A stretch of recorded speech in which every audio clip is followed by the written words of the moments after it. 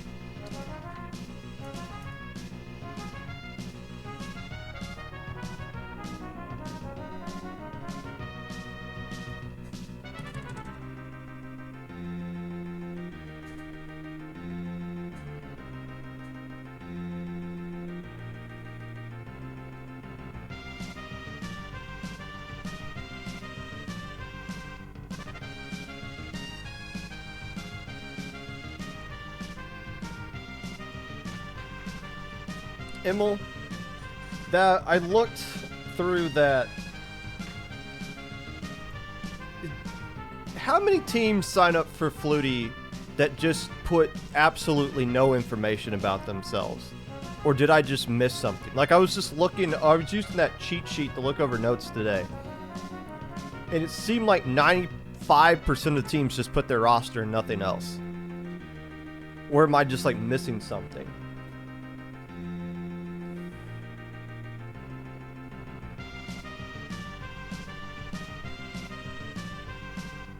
You didn't require it. Okay. Because I noticed, like, some teams did.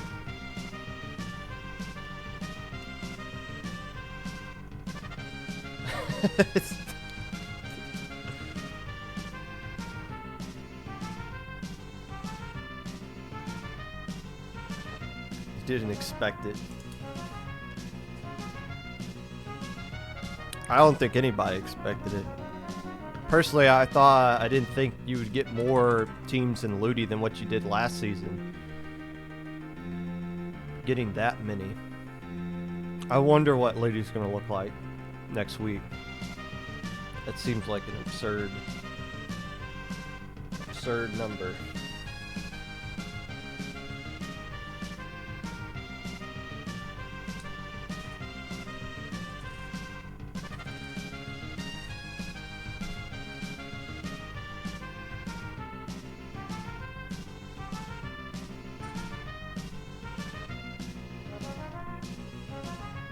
Crazy numbers. Hello, Falco. Falco, are you ready for some crazy numbers? Viewership numbers this upcoming season?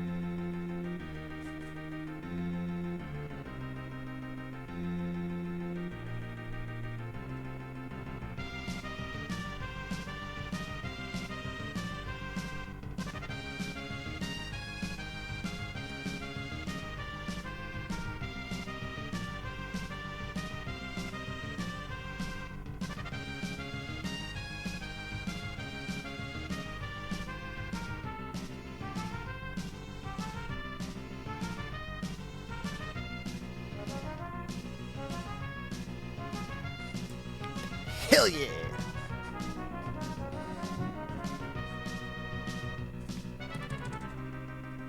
So my return to commentary is coming soon. It's I've already been asked by several different events to commentate for them. And I'm always like, what time and day? And it's like, I can't do that time or that day, but it's coming soon. My wife and I do this split shift for watching the kid, so that we both can sleep and not have to both wake up every 2 hours. For those of you who've never had a kid or a newborn, you're up, you don't sleep. Like, sleep is not a thing. You just stay up non-stop. So what we've kind of done is do split shifts. I'll watch from like 8 o'clock at night until 2 in the morning.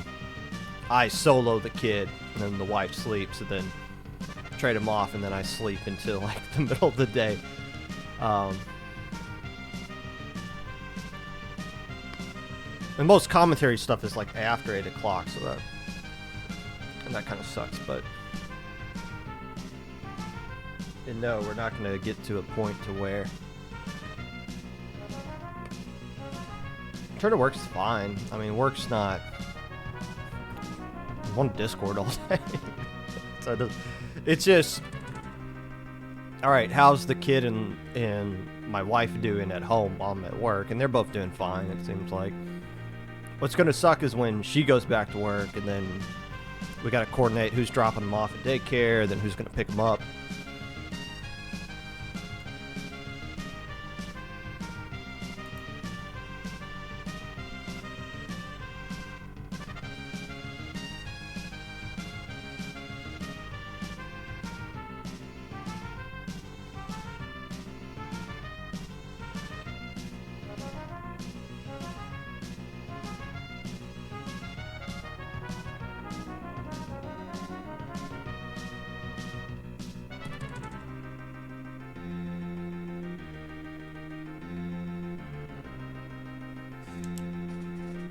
I am having a good Monday, Zig Zim. Thank you for asking. Nobody ever asks how my Monday is doing. I hope you're having a good Monday as well, whoever you are. Unless you're somebody that I don't like, and I haven't figured out who you are. Like, if you're somebody I really don't like and you know I don't like you, and you just use this as bait to get me to wish you a good Monday.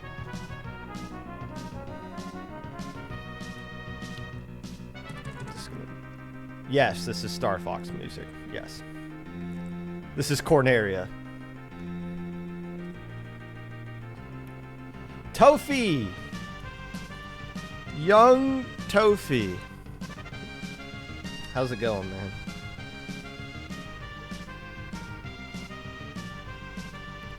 Tofu, I hope you had a good Monday. Is it the Cowboys' year? Well, the playoffs haven't started yet, so we'll find out in January.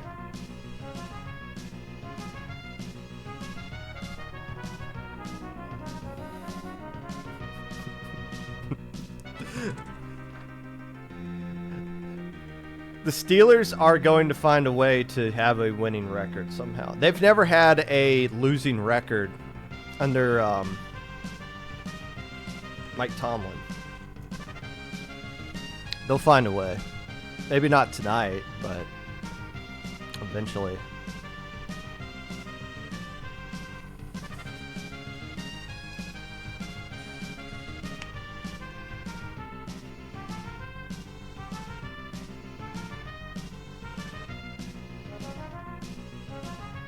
My NFL team, the St. Louis Rams, when they beat the they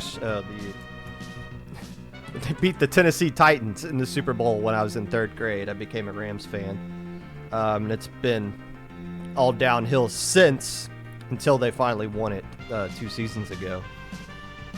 But yeah, I'm a Rams fan. I like their new uniforms.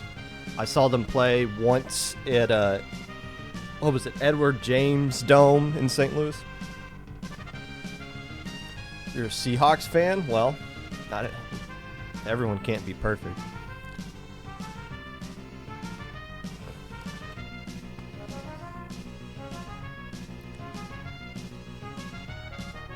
No, they were the Tennessee, well, they were the Titans in 2000, but yeah, I get what you're... Houston Oilers. By the way, we do give a shout out to the NFL in the weekly recap. We do the Rams because I like them. We always do the Steelers because Greg and Falco Flyer like them. Greg Guru. Not to get confused with anything there. And I always did the Chiefs because Carbine is a fan of the Chiefs. We can add one more team to the weekly recap that we can follow. If there's an overwhelming majority of people wanting to see a specific team mentioned in the weekly recap. I don't want to talk about fantasy football. I had Aaron Rodgers. I had J.K. Dobbins. Both dead after the first week. I'm not talking about fantasy football this year.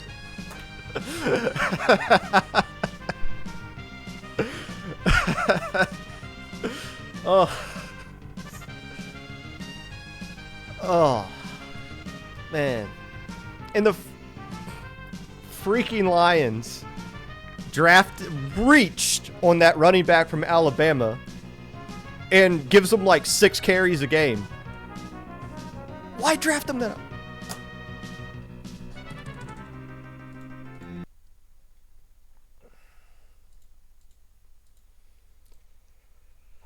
Oh. Hello, friends, and welcome back to the Popcast. Whenever you're listening to this, whether it be live or a VOD, Twitch or YouTube, or Spotify. Hey, Carrot. While you are coming up with alternative terms for being low ink banned, crashing out in the first 20 seconds of F-Zero 99, posting the longest middle finger known to mankind and claiming for it to be somebody else's. Whatever it is that you're doing right now, appreciate you taking the time out of your day to listen to this. Unless I don't. It is a busy time here in the competitive Splatoon scene and the Popcast and in general. The next, all the way up to episode 200, which we are knocking on the door of reaching here at 196. I pretty much got the topics planned out of what we're going to be talking about. There's a lot of stuff going on here.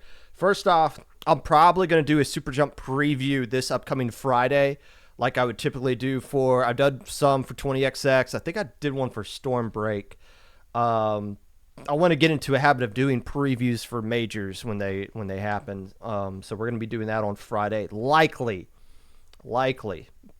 PJ determines a lot of the what I do in this scene going forward. So I'm assuming we will be able to find a way to do a preview on Friday.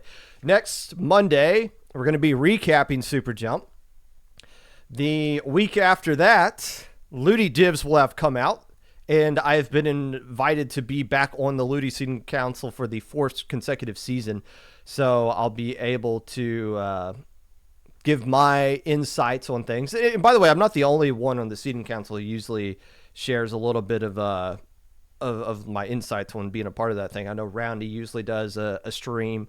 Parias has done so in the past. So if you just want my personal thoughts, I'll be sharing that episode 199, 198 or something like that. Also do a Ludi preview during that week at some point as well. The Ludi previews are usually the most viewed episodes of the podcast because you guys hear what I say about you in week 1 and then you go back in week 5 and hear how I completely butchered both the pronunciation of your team and the prediction of what your team would actually do. So some rough stuff going on there, but I'll definitely put that out there to eventually shoot myself in the foot. So a lot of stuff going on in the scene.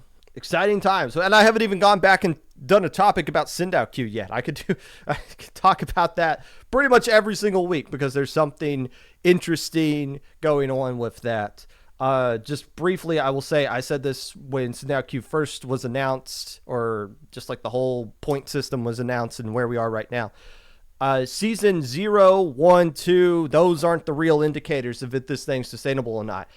How's the health of the scene going to be in Season 3, Season 4? How many people are going to play in Season 0 and Season 1 and realize, oh, right, everybody else in this community's a big old a-hole. I don't want to play with them. I'm just going to play with my friends and nobody else. And then eventually be like, whoa, wait, why don't we just do something other than this? So, like, how many people stick around from those seasons once we all realize that everybody else that we're not friends with kind of sucks as a person in general? We'll see. We're getting a real good look at each other in the community because of the Sindao Q thing. It's good, and it's exposing some issues we have to work on. So be it. News of tournaments that may be of interest to the casual listener of the podcast. Super Jumps this week. And you need to sign up for it. It's on start.gg, which adds some extra layers of annoying crap to it. So pay attention. If you want to actually play in Super Jump, You need to sign up now. Do it now, because it might take you the entire week to figure out how to actually sign up in this thing properly. So make sure you do that sooner rather than later to avoid any weird issues. Do not be that person that's in help desk. Oh, well, I know you said you're going to close it now, but it's been 2 hours. Can you just reopen registration and let my team back in?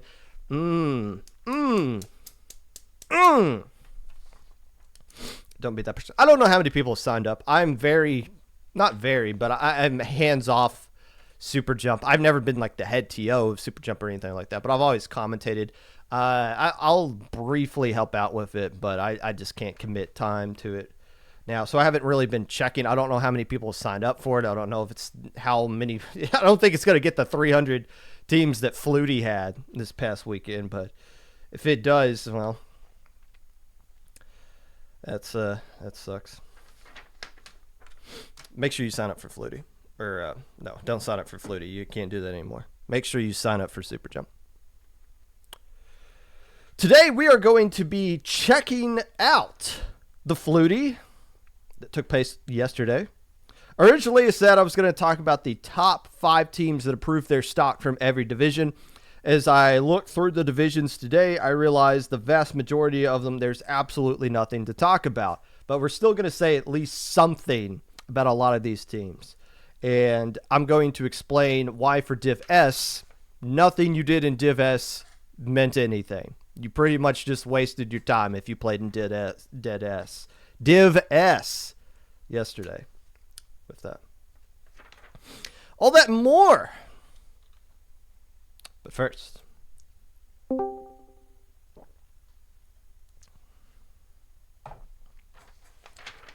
dead ass. You wasted your time in Div S. I need to find Doeboy. That is what I need to do right now.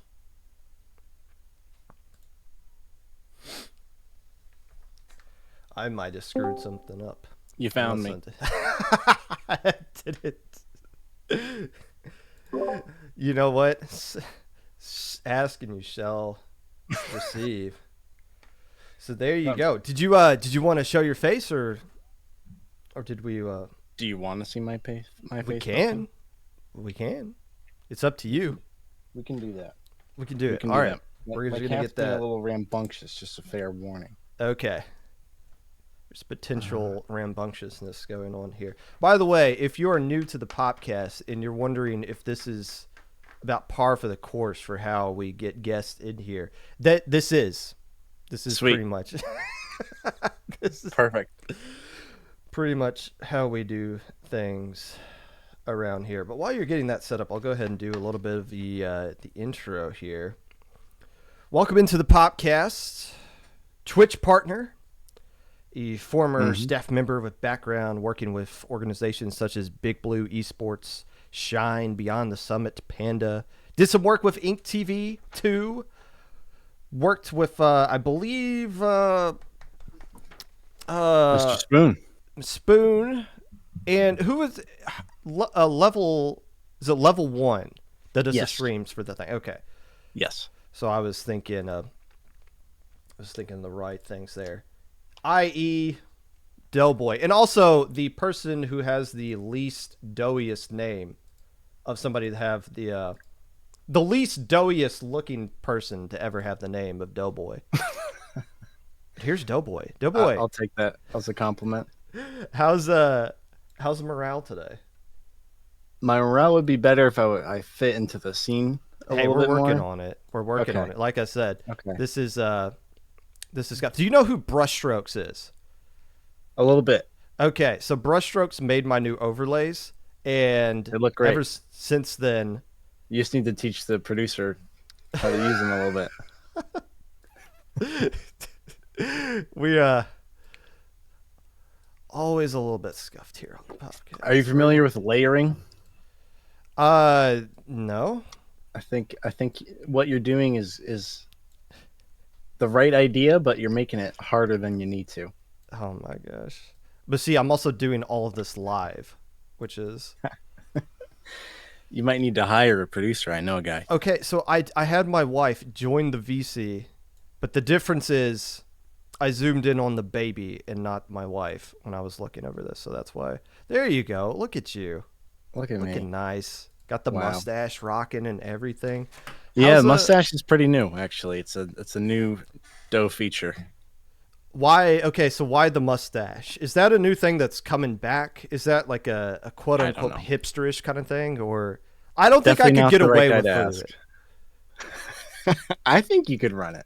Well, no, I I could. like I could no, you I could definitely could grow run it. one. I'm just saying I couldn't get away with it. Like I don't think I would be You're allowed gonna to get stay in the arrested. house. No, my wife Oh, wouldn't let me. okay. I see. Miss Popgun, just for a week, can we try it out, please? I don't think Just 1 week. a week is a long time.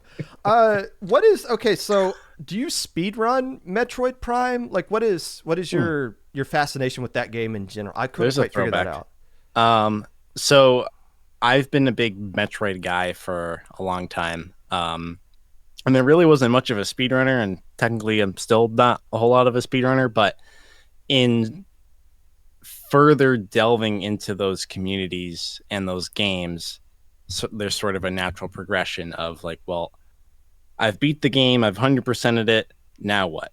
Let's see how fast I can do it. So for Metroid Prime and Metroid Dread in particular, I'd say mostly Metroid Dread. I've speedrun those games with like a hint of Super Metroid too. Are you a Metroid person at all? I remember. I think it was 2002 when that game came out. I think I was 12 years old the Christmas Mhm. before Prime came out. And I remember watching the video review on GameSpot.com pretty much every single day before because I was just so excited about that game. And I mean, this is completely off topic from what you're actually brought on here for. Yeah. But one of my gripes with modern things is Metroid Prime got a remastered, and Hmm. it's cool because it's weird to think for me, but there is a massive amount of people who weren't alive when that game first came out, and the access to that game. I guess it got like released on the Wii, or maybe you could download a virtual copy of it. But Hmm. when it comes to remastered games, like Metroid Prime looks great back 20 years ago. Like Right. it still looks fantastic. Like it annoys me that the remasters come out and yeah, the graphics look better, but you're putting $60 price tag on a 20-year-old game. Like I don't know what your thoughts are on that. Okay, so two thoughts. One, it was $40, which is a super Okay, cool move. fair enough. I think it's one of the few remakes, remasters, especially coming from Nintendo, that's 40 and not 50 or 60. So that's one of the first big things. The second thing is I think it's the best game graphically on the Switch. Pretty objectively, I'd say the runner up to that is Metroid Dread. Um, and one of the major things that they did that I'm a huge fan of is there's sort of the pseudo motion controls going on. So it's not kind of a one to one with Splatoon, but it's close. Um, and that's actually one of the main reasons I started playing Splatoon at all was in 2018. I thought, whenever Metroid Prime 4 comes out, if it comes out, I want to be able to be really good at a theoretical PvP that game is going to have because I've been such a big Metroid guy for a long time. And Hmm. actually, if we have time, I want to tell you a little anecdote about Prime and myself having Okay. a unexpected connection there. Um, but I wanted to be more ready for the PvP. So I was like, well, it's likely going to have that gyro motion controls. Splatoon has that. I played Splatoon 1 for a little bit. I just did a little campaign. I did like a tiny bit of PvP. I don't even think I did ranked. I think I just did Turf 4. And I liked it. So I was like, all right, and I think I bought 2 when it came out and just played it for a short amount of time too. It's like, let me like dip into Splatoon 2 a little bit more. And so I started streaming it. And then I had met various other streamers. I think Rissa was one of the main pillars of people that I'd met through streaming. That slowly dragged me into the competitive scene in a way. Um, and so what I'm getting at with Metroid Prime, at least, is that the controls, there's so many different options and they're very fluid.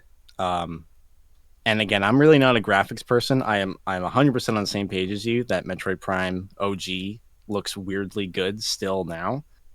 But the graphics in it are like if you boot it up on your Switch and you're looking at it, you're almost going to be like disturbed. Like, how is this running on my potato? What's going on? So I think especially for 40, I think they did an amazing job. And my take is that this is just the beginning phase of Metroid Prime as a series kind of coming back. They probably built an entire fresh engine for Metroid Prime 4 and thought, well, it'd be silly if we did this entire thing for one game. Let's release Metroid Prime. Let's also, for people who've never played it, it's also like hasn't been the most accessible game. It's not extremely inaccessible, but let's make it more accessible. Let's bring it back into people's brains, and then either Metroid Prime 2 and 3 coming later, leading up to 4, or at least having that as a teaser kind of for 4. You know, speaking of Metroid Prime 4, what do you think of that logo? Just absolutely fantastic, isn't it? That's one of my favorite PNGs of all time. That's the exact same text as Metroid Prime 3, actually, so it's great. Fair enough. They so you got Splatoon to practice motion controls eventually to be using in Metroid, but that is the most bizarre path I think I've heard. Everyone's got this stupid story of how they found their way into competitive Splatoon because it's never natural. And well, yours is bizarre, but it's also very unique there. Fair enough. Well, hey, is that was that Mav? Is that what I? Yeah, it is. Wow, you did some research. Jeez. Hey, the about section of your Twitch wasn't that hard to look at. Okay, I forgot I had that in there. Well, there we go. Cat make an appearance on the Popcast. Now, we didn't bring you on here for your cat, by the way. We brought you on here because you went to Riptide, and you've been a part of the Smash scene. You've been a part of the Splatoon scene, obviously. Before we get into that, how was Riptide? That was your first Riptide, right? It was. My first Riptide, I had never been to the Kalahari. I didn't really know. Like, I'd just seen pictures on Twitter of the gorilla, like, photo and the gorilla statue, and knew there was, like, a water park thing. I didn't really know what it was. I just heard fairly good things about it. Never researched it to consider going. It just never really showed up in my life until this time to TD the Splatoon stream. And firstly, I cannot believe how big that building is. It is an enormous space. That was and then it's beautiful there. It like kind of hit me after the first minute. I was like, oh yeah, this is a resort. Like, this is like where people go on vacation. Yeah, this is weird almost. Yeah, this is a family vacation spot that we're just playing video games at. Yeah. But even without that factor, it was such a great time. I've worked a good chunk of events now, and I don't think I've necessarily like been at a venue that I hate or been with staff that I hate. Definitely have had better experiences than others, but this was an awesome experience. And at first I was a little bit bummed almost because in arriving Thursday and starting to set up, the Splatoon space was just across the hall, but in a different room than the Smash space. And I was a little bummed because I wanted to maybe look up at the projector and like catch some matches now and then and see things going on. But that went away. And not that I was dissatisfied with Splatoon. I just thought it'd be cool to keep up with Smash also. But as Friday and Saturday and obviously Sunday went on, I was so happy being in that room. I was like, no, this is sick. This is so good. I think that's, I don't have a tier list or a ranking, but that's definitely one of my favorite productions I've ever been a part of. And I was so almost overwhelmed by the experience. That's what prompted me to write all that stuff in the first place. I'm glad that you said that you liked that the room was eventually separated over time that you were there, because I guarantee you every player that when you're actually playing the game, you don't want the Smash anywhere near you. I've been to Genesis 7, the first Low Tide City, and Big House last year when Splatoon and Smash were in the same giant room. And it Yep. is when you're actually playing the game. And well, there was a team at Low Tide City that ran triple brush, and you got to have sharp call outs. You got to locate all of the brushes and make sure everyone on your team knows that. It's hard to do that when MK Leo's on stage and everybody's going nuts right next to you, Yep. and you're like can't hear your Okay. teammate right next to you. So that's one of the advantages Riptide has from the player perspective. But it is Interesting. cool, like from just like somebody not involved in the Smash scene at all. When you go to one of these bigger ones and you're in the same room and you just look up and you just see this massive amount of people playing Smash or Mario Kart or whatever. It's the Splatoon people, we're not used to seeing that. Where I guess for people Yeah. from the Smash world, that's just that's just the Saturday. you know. Right. Yeah. It's I think the first few times for a Smasher, it's definitely uh has some magic to it for sure. And I don't think the magic ever totally goes away, but I can imagine for and as you mentioned, I think messaging me earlier, Splatoon only has a few major lands. And so even if you're attending as many big events as you can as a Splatoon player, that's still not a whole lot. That's still a rare treat, really. Yes, it is. Now, I mean, there's some pros and cons to that, I guess. But that's why we're bringing you in because you see things from a different Smash side perspective. We've been talking for a bit, but I know some people in the audience don't know your background specifically since you're coming in. Since most of my people pay attention specifically to Splatoon, could you? Was there anything on your intro that I missed, or you wanted to go back and highlight before we get into the meat of the conversation? I think you hit the main things. I got into Smash in the same way a lot of people did. They played it growing up. Um, and then I never in a million years expected that it would like slowly shape my life. I was just like a game I played that I thought I was kind of good at with my friends and my family.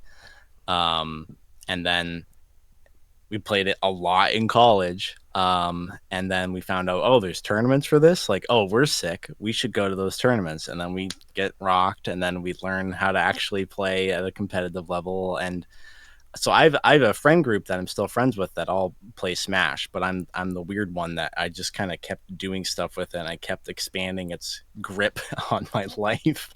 They're all normal, successful, stable, securely attached people. I'm the one that has something wrong with my brain as a Smash player. But as I'm sure a lot of Splatoon people can kind of relate to, and to some capacity, like when you take a game really seriously, that's very confusing to a normie sometimes. Um, so I've been a non-normie since then for quite a while.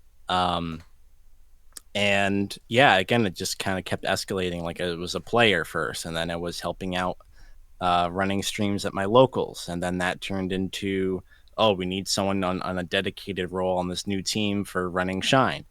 And then that turned into like, well, this is my whole life now. I'm going to stream on my own channel even more.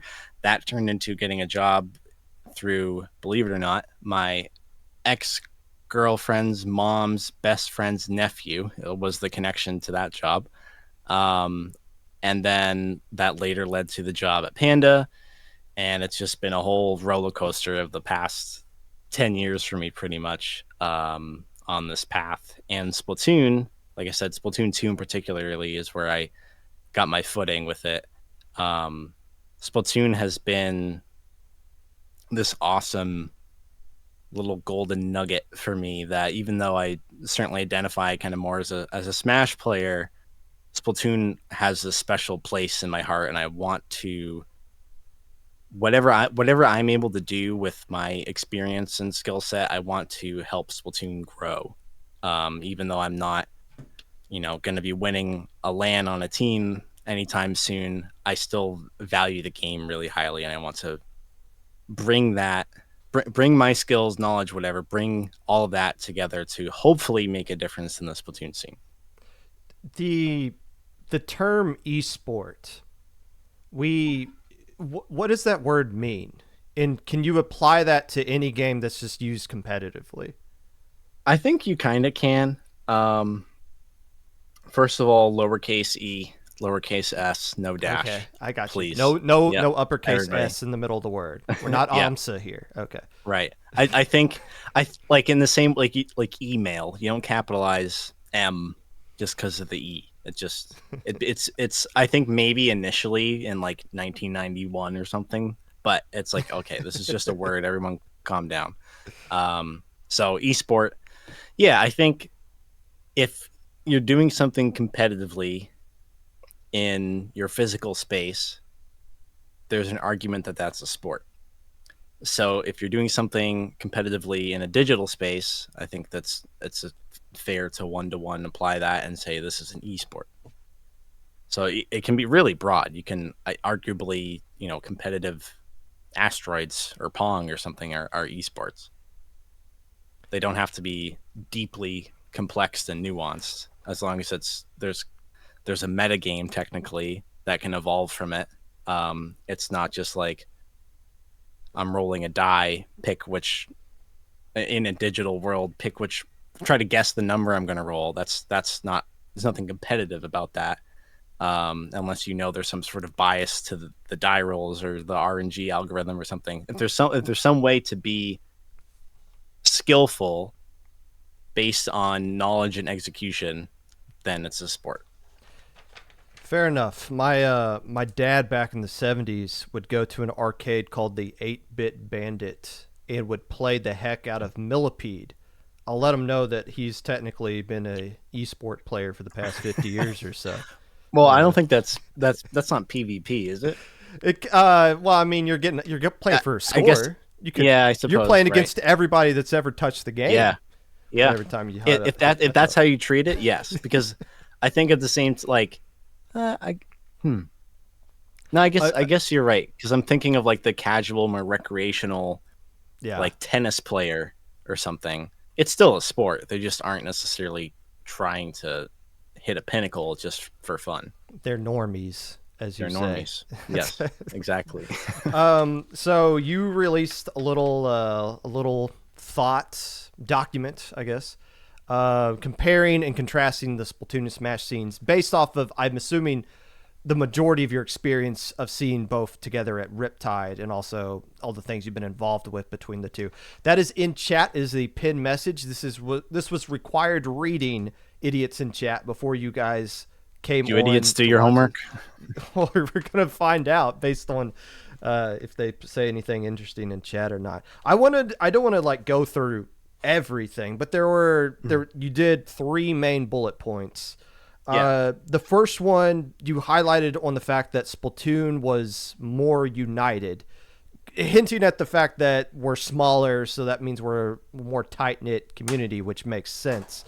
Is that to since it's a compare and contrast kind of thing? Is that to say that Smash as a whole isn't united as a scene? I think Smash has pockets of unification. So, firstly, would be from a local standpoint. Um, I'll use I'll expand a little bit on an example I had used is when Smash 4 came out on Wii U. Shortly after its release, I started going to a tournament, the same tournament, in the same location, pretty much every single week for about 2 years. And I'd say at least 80% of the people that were there, probably more, were in the same boat. So I was seeing those same people week after week. And inherently, as you see them week after week, there's some, you start to get a little more comfortable with those people, start to be able to crack some jokes. You start to have a little camaraderie between them. You start to root for them. If they're playing someone that's seated above them or out of region, especially, we're cheering against that person. We're cheering for our friends. Um, so it's very much kind of the textbook definition of a community that is forming. It's a group of people with like similar interests and goals. Different backgrounds, certainly. That's always a fun factor of it too. And there's a lot of unity essentially there from that. Um, and as you begin to, not that everybody does, but I'd say a lot of competitive Smash players will, as you begin to travel to different tournaments, um, you will maybe meet someone else that maybe this person is friends with one of your friends, or maybe you have a set together in bracket. You never met them before, but you kind of talk for a few minutes after. And then the next day you see them in the venue doing friendlies and you're like, hey, you want to play some more? Like, all right, I want the run back. Let's play again or something. And I'd say usually with each tournament, each like major tournament out of your own region, there's kind of a few different interactions like that each time, generally speaking. And some might be more than others, whatever it ends up being. But from there might be a Twitter follow or a Twitch follow or whatever follow. And now you've kind of made this friend that started out as in person and is now this primarily online friend. And so you have a connection across the country. And as you're doing this more and more, you have these different connections. And so I think the community that an individual feels does eventually expand beyond the local scene, but you're not going to meet every single person. You're not going to get along with every single person. And so you aren't necessarily actively viewing them in a negative way, but if they say something, if this person you've never met before says something on Twitter you don't like, and you happen to be a Twitter power user, or you're just and not in the best, most positive headspace that day, you might one view it in a negative way and not be interested in empathizing, certainly. And then two, you might reply to it or quote retweet or quote retweet or whatever it is, and begin to tilt that into a more negative path. And this is obviously not just a Smash thing. This is obviously not just a Splatoon thing. This is a world. This is a Twitter online internet thing. Exactly. Yeah. And so I think in a way, the Smash community just ends up being more susceptible to the nature of the internet because it's bigger and there's less people that have met each other face to face. Splatoon, I think, has the advantage of one, as you mentioned, being a little smaller. So if you are at a LAN, you're more likely to meet that person. But then, as you mentioned too, it's a team game by design. You can do a 1v1, but it's obviously kind of a weird format. And so you have at least 3 other people, even if you've never met them, that ideally, I would assume most of the time, you're becoming at least a little bit close with. There's at least a little bit of friendship that develops. And as you play against more teams, I'm sure that, again, not all the time, but I'm sure, and maybe you can add to this, I'm sure majority of the time, the teams that you're playing against or scrimming against or whatever it is, there's at least a baseline level of respect, and probably, again, not every time, but you're probably going to click with 1 or 2 of the players on the other team. You're like, oh, Ryan, I really liked your Hydra or whatever. You can have a conversation about the game, and then that extends to like conversation about like, yeah, I just ate nachos for dinner. They were sick. Lamau, like whatever it ends up being. Talking about football, what like literally whatever topics you click with that person with outside of Splatoon, that will happen. And I think, again, because the Splatoon scene is small, when you naturally have, let's just say 10 interactions, as an example, and just arbitrary 10, that's 10 people is a higher percentage in the Splatoon scene than it is in the Smash scene. So with those 10 interactions per day of Splatoon community people, your overall over time, what's the word for this? But you're like net total of people that you've interacted with in the Splatoon scene is a much higher percentage than the same timeline for someone who's a Smash player doing the same thing. Does that make sense? I feel like I'm getting a little vague. Yeah. I'm an engineering major, not an English major. That's fair enough. I mean, yeah, all the points you kind of hit on make sense for any kind of esport that is a team-based thing going up against Yes. 4 players on the opposite side. That's 8 people involved in one game, as opposed to just you and whoever you're sitting next to looking at the same Right. monitor. Smaller people, so it's the degrees of separation with Splatoon are a lot smaller than it would be with something else. But to kind of follow up on what you're talking about here, one of the issues with Smash being big kind of limits the unification. Now, Splatoon being the team game that it is can help offset some of those things, but is it fair to say that as Splatoon gets bigger, that it faces more of those issues of losing that unification that you were praising? Definitely. 10,000%. I think that that's probably going to just happen with anything that grows. And the best thing that someone can do about it is just be cognizant and aware of, okay, as this game gets bigger, there's going to be less people, or there's going to be more people that I know at any amount of like comfortable level to be able to crack a joke with them comfortably, to be able to message them about anything. It won't be the if I message this person, it's more likely to be a random DM than like shooting a message to a friend. Um, and I think just again, this is a little bit more meta than just a video game, competitive video game community. The internet is just a place that people get negative really fast, unless they know the person, and which hopefully they are. Hopefully they're not getting as negative that quickly, at least. But it just, I don't know. It's maybe you've seen it too. We're both old. It's a space that people get negative so fast.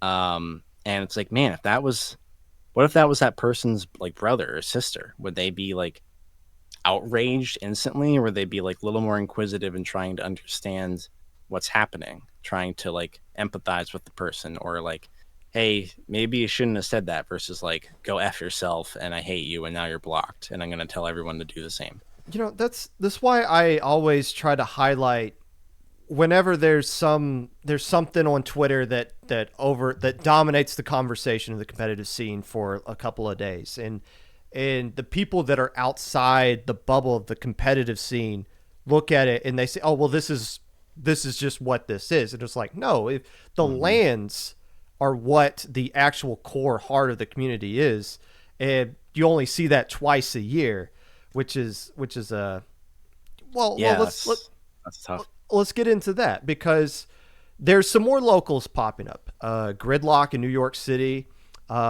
Kingmaker Hammer started a Southern California local.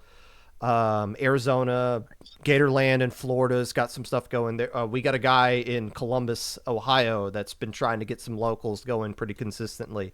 When the esport venues aren't shutting down a month after they get built or whatever. Yeah. But as far as like major lands, and Europe's lands are coming back as well, and a lot of this is Cool. reviving from the pandemic. But there's only 2 major lands for Splatoon right now. We thought we were going to get back to Big House. It seemed like Big House's budget in general took a bit of a decline, and that's why Splatoon slowly got weeded out. I don't think it has anything to do with the Big House TOs being like, oh, we don't want to touch this game or anything like that. Which is what it was kind of hinted at me as to why Splatoon wasn't at Genesis after Genesis 7, is that they might have felt like, oh, this game's on a decline. And that was Splatoon 2 over Splatoon 3. But right now we have Low Tide City in May, and we have Riptide in September. And, you know, when you just have 2 events, there's more, I don't want to say like pressure to go to them, but there's more focus on, okay, well, let's all go to this one this time, and then you save up your money the rest half of the year and you go to the other one, or you can pick which one you want to go to. So there's some good things to that, but I don't know, well, like when we don't get to see the actual heart of the community only twice a year, I feel like that hinders things as well. Where versus like Smash, like it seems like Smash is something going on like twice a month at least. that Yeah, or was in the past that would draw your attention? there's and that's almost become arguably an issue even with Smash, that there's so much going on these days. And there's arguments for and against that. There is it oversaturation or is it just competition kind of a thing? But yeah, especially in the summer and around like the months surrounding it, it is just major. Like pretty much every 2 weeks for a while. Um, and yeah, I think to your point of a major Splatoon LAN happening twice a year, I think it's interesting because now we're just like discussing it more free form, even in a way. I think is what's happening right now. So I'm hopefully I'm not veering too far from what you're getting at, but No, no. I think that because it's twice a year, that's going to maybe further build excitement on average than a Smash player who might go to maybe 3 to 4 majors a year, and some certainly go to more. And I'm sure some Smash players might just go to one or two. But when I was very active, I was trying to anything I could do. Really, I was trying to do. Um, so I think having just one or two that you attend is gonna make that event even more special for you. If let's say it's once a year, then this is your 1 year thing. So you're probably, if you can afford it, you might be splurging a little more on like, yeah, I'm just gonna get a nice room and I'm going to go out for food and or drinks more. I'm gonna really like make this the best weekend ever, versus a Smash player where it's a little bit more run of the mill for them. And not that they're not enjoying it, but this isn't their once a year vacation or twice a year vacation. Right. This is not something that happens every weekend for them necessarily, but it's this hybrid of a vacation, a tournament, and like it's just a little more desensitized to the vacation factor, I think. I guess the kind of I guess I'm not really advocating for more Splatoon major lands because I understand the logistics that go into it, the cost to Yeah, I do mean, it's not cheap.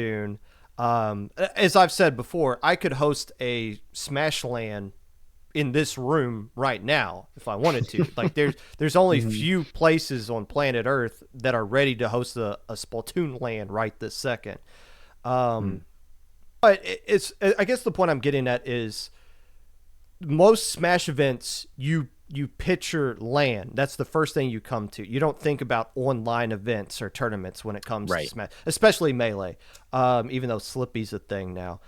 With Hmm. Splatoon, it's the overwhelming majority of stuff is the online experience, which is it is what it is, but it's also you never see the person that you're playing against. They're just a name that can DM. You can talk to them, but it's so different than actually seeing this person in Right. person. And that's where a lot of the negative things come from, is from experiences from an online event, or people taking things that happen online into the Twitter and then expand it into this other thing. Yeah. um is there for comparing it to Smash, are there like any notable online Smash events, or is it all like LAN that really matters? So there's definitely some notable online Smash stuff. Um, I think the main thing is that there's a few online weeklies that no one takes them too seriously. They're not used in calculating PRs. They're they're just kind of there as something that's a convenience because you don't have to leave the house to play. But no one takes them too seriously because it's like, oh well, it's got the lag from online, um, and like who knows how that's going to be each week. Um, Obviously, the net code is not the greatest written code of all time, so no one takes them too seriously, but they do exist. So on one hand, you have people playing in those that might feel that way about it, and they're like, yeah, this is just the for fun online weekly that I do. Kind of helps keep me like a little bit more competitively sharp. Just have my brain and my hands going, and um, doing new matchups that I might not experience in my own region. But you also might have the people who are getting extremely salty. I don't know if anyone here has seen like various screenshots of like Start GG moderator chats of people just going off in there. I'm sure Splatoon has that too. Um, but so you got your ragers, and then you got people who are just like, yeah, man, this is just online. Like, this isn't a big deal, whatever. And you have everything in between.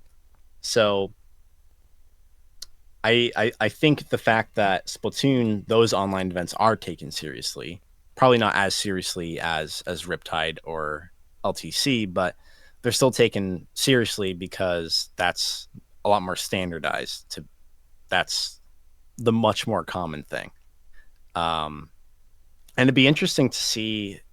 I don't know what the timeline would be if it could happen, but it'd be interesting to see a world where online Splatoon events were not considered like serious events, and that it was just your locals, whether they're a small scale, a regional scale, or major like national scale. Do you Um, think that's possible? Like Splatoon 4, Splatoon 5. Do you think there's a world where that happens? well, I mean, there's a lot of barriers that kind of get in the way. One is the developer. The other is okay. So let's go. How familiar are you with Valorant esports?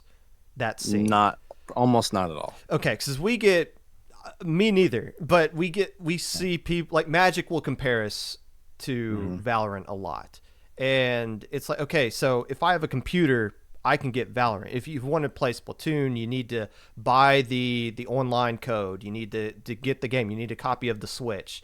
You need a monitor. You need a pro controller, and you need and you can't play like it's not like some kid has an Xbox version of Splatoon that you can play with that guy. No, you have to play with just the so there's like Right. issues with that, but I don't know. It just seems like again to do a LAN period, the equipment seems difficult to do, and it's not like there's not locals that already exist or things like that. It just seems a lot harder to do LAN events for Splatoon side, and I feel like that kind of That makes hinders sense. why you're not seeing more of these things. And also, it's like some of these states, like Texas is great. Like you could have a top level team just of the players in Texas alone.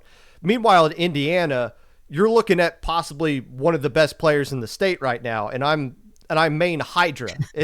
So it's like Uh-huh. if your locals may or may not be anywhere close to being competitive, whereas online Right. we can see Starburst play this pickup from Japan, or we can see Alliance Rogue from France play Jackpot, where and those are the matches you'd want to see versus Mhm. Indiana pickup versus Ohio pickup kind of thing. Yeah, that makes sense. In regards to that Valorant comparison, it's interesting because one thing, and I don't know if you've ever heard this,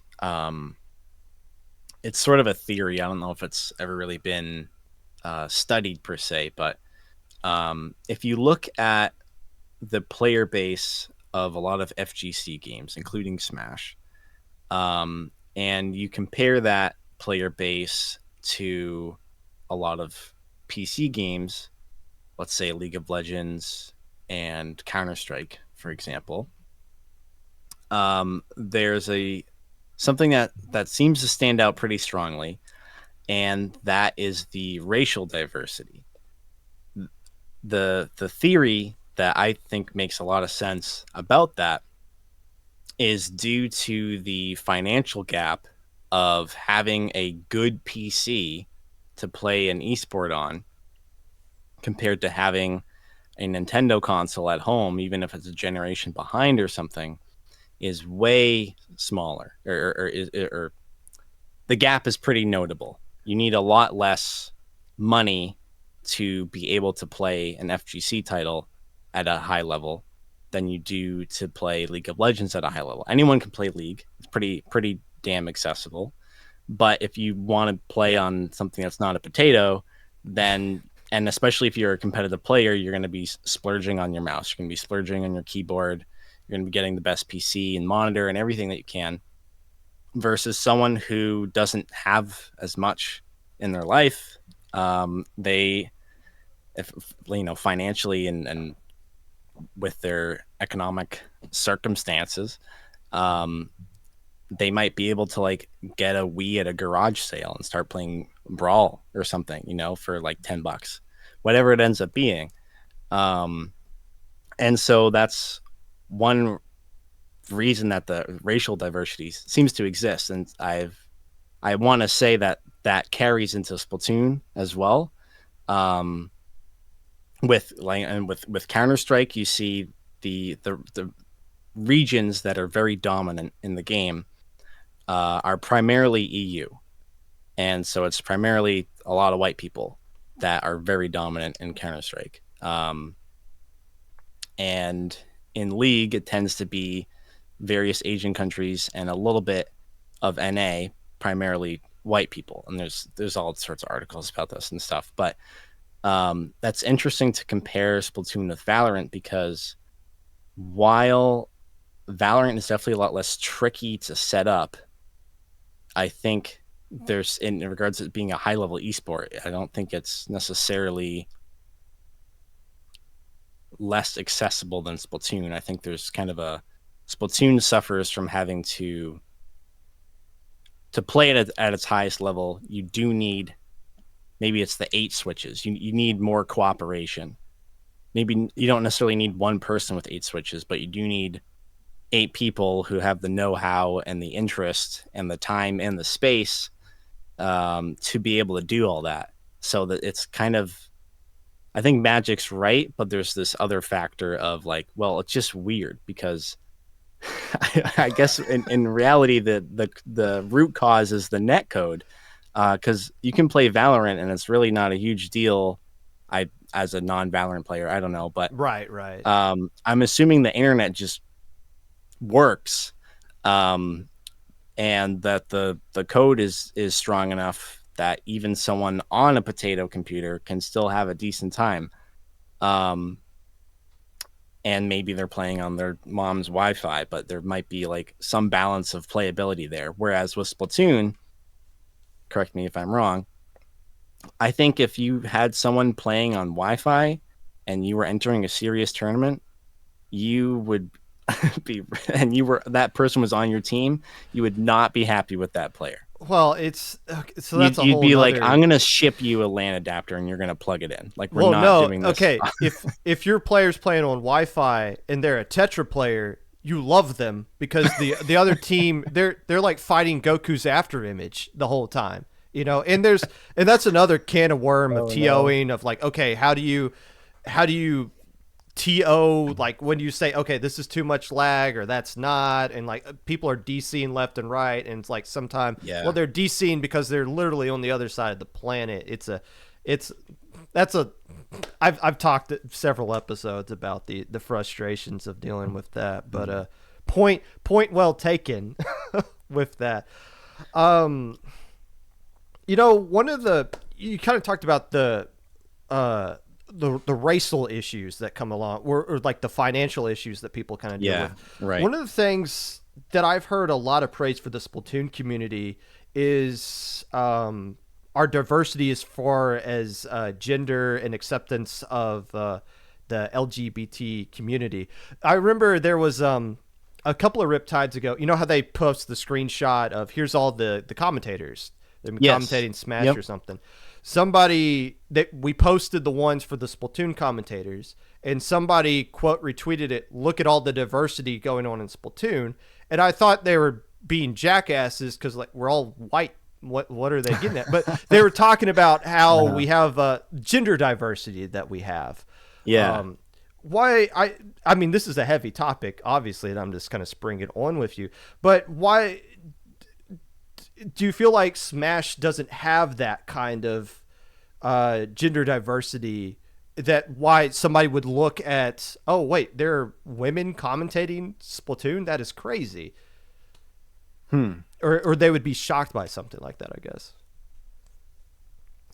I would admit, so from a Smash player POV, I don't think it's necessarily shocking level of surprise, but I think Right. it would be a surprise because I would say, on average, at a Smash major, if there's, I'm going to make up a number, if there's 16 commentators, I want to say that maybe 2 or 3 might be women.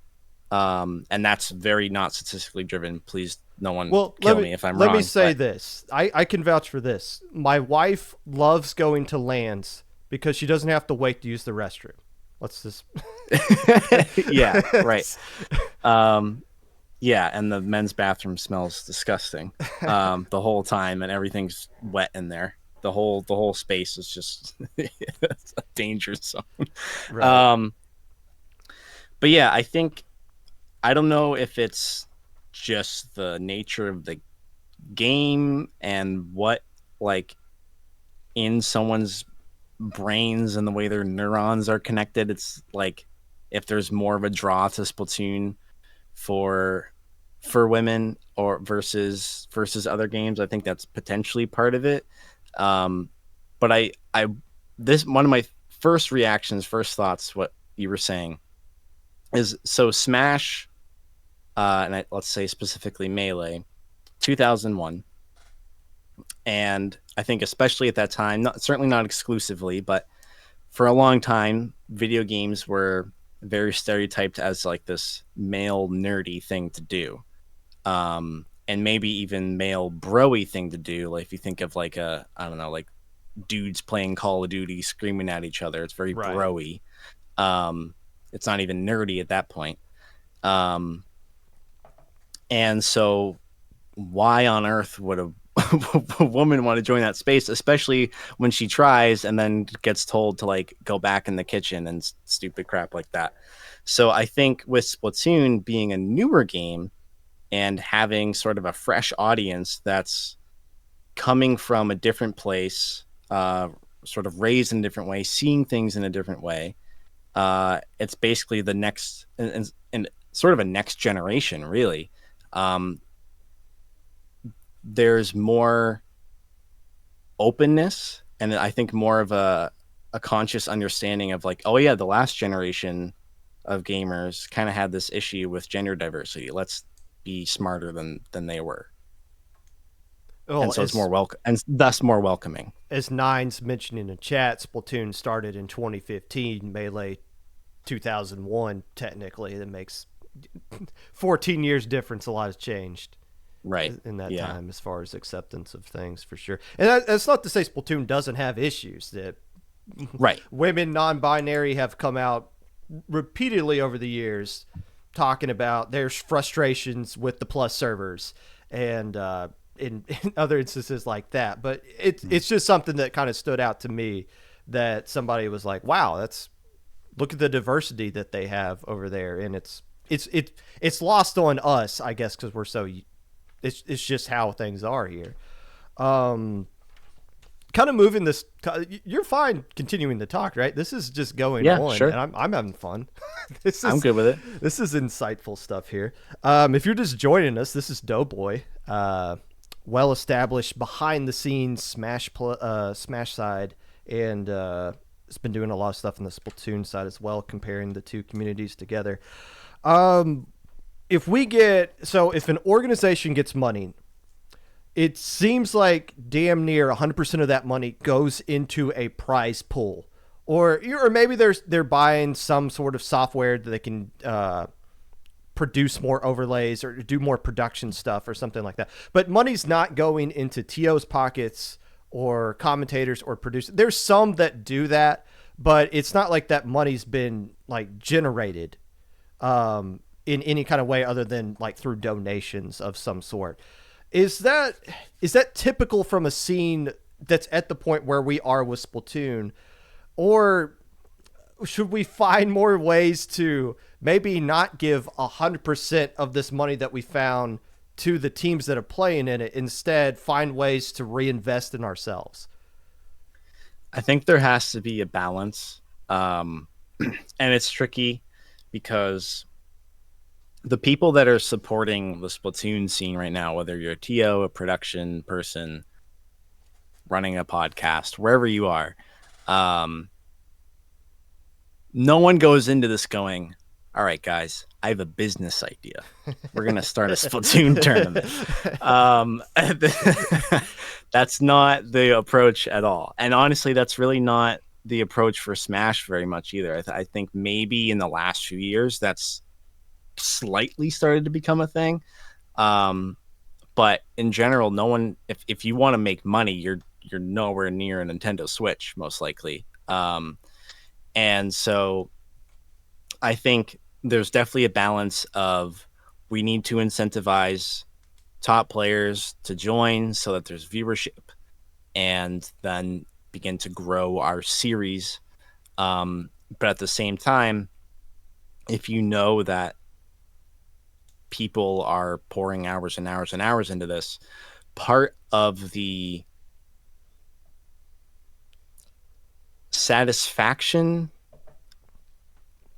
and I guess I think it's if you volunteer, if you're, let's say you're a producer for a Splatoon tournament and you just love Splatoon and you're volunteering your hours, you're volunteering your effort, your equipment, your knowledge, whatever it is, you're happy to see Splatoon grow. And that's great. But now imagine, not even a big deal relatively, but now imagine you also got $50. You did the same thing and you got $50. Isn't that kind of cool? Wow, that's kind of cool. It didn't change your life, but you bought you dinner for like 2 nights, or like now you can buy another game. So I think it's like, you know, and then the game shows up in the mail. It's like, oh my God, me helping with LAN XYZ got me a copy of Metroid Prime Remastered. That's so cool. And 10 more bucks. There you go. Yeah, 10 after. Yeah. So just 40. Yeah. It's just 40. Yeah. Yep. So I think there's that extra satisfaction in a way that does come with it, even if it's not an amount of money that's life changing, or not amount. Maybe I shouldn't even say life changing. An amount of money that has a notable difference on like your bills that month. If it's an amount that can scrape a few percent off the top of the amount of money you're spending anyways, as almost a reimbursement for something that you're doing in your life, that feels really good. And so it doesn't have to be a living wage necessarily, but I think having a little bit for the staff is, yes, they're there because they love the game. It doesn't matter if you're making $0 or $50. You're there because you love the game. You're not coming from the, you're not an outsider coming to Splatoon to make 8 cents to produce something. If you're an outsider and you're looking for a space to work in esports, you're not looking at Splatoon. Right. You're in Splatoon because you like Splatoon. So I think that argument needs to be totally washed away. If Splatoon 8 is the biggest game in the world, then maybe we can revisit this. But Splatoon 3, people who are here love the game.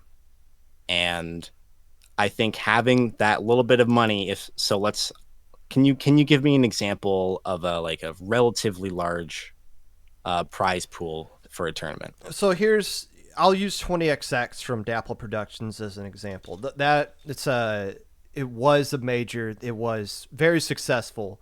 The first one they did in Splatoon 3, I believe the starting prize pool was $400, $400 or $500. And then they accepted donations during the event, which went towards the prize pool. The second 20XX they did was $1,000 more starting prize pool. But what you saw from those two events was they had less teams sign up for it. You had the same amount of top quality players, teams that signed up for it. You didn't see like extra big name teams. You saw the same exact team sign up for both of them. And so my thought was that extra $1,000 bought you nothing when you could have invested that into yourself. And I don't know Dapple Productions like finance books or anything like that. I don't know what they're rolling with, and it's none of my business. But just from an outside perspective, it's like you could have had the same event and $1,000 in your pocket to Yeah. put into a prize pool for a weekly, or to pay a streamer, or to pay a commentator, kind of thing, Yep. or Right. the poor soul that's running the help desk. That's where my thought comes from, and that's why now that we're doing Super Jump, I'm trying to like influence that thought into there. Yeah, I think so. With Smash, it's been lately, I think, in sort of this middle ground of any donations and things like that go towards um, the prize pool, because not always, but because there's at least enough money in it as is to still pay people, and that could be because of sponsors, that could be for a number of reasons. There's not a massive amount of money there, but there's enough to just at least pay people a little bit, maybe a medium amount. And so it's more justifiable to put that excess towards the prize pool to have a bigger number to flex on your tweet or your stream title, and to attract maybe a few more top players to snowball that effect.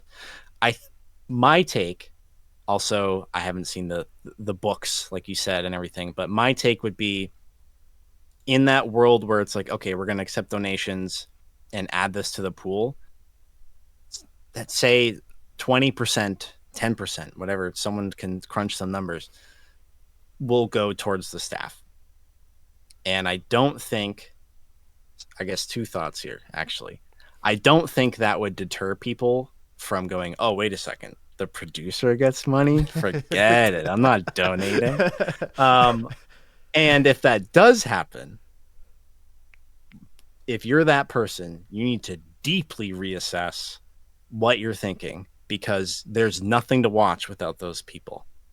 So be kind and maybe be willing to at least be open to the idea of Splatoon staff getting paid, because this is actually something, I'm taking this concept from somewhere totally different.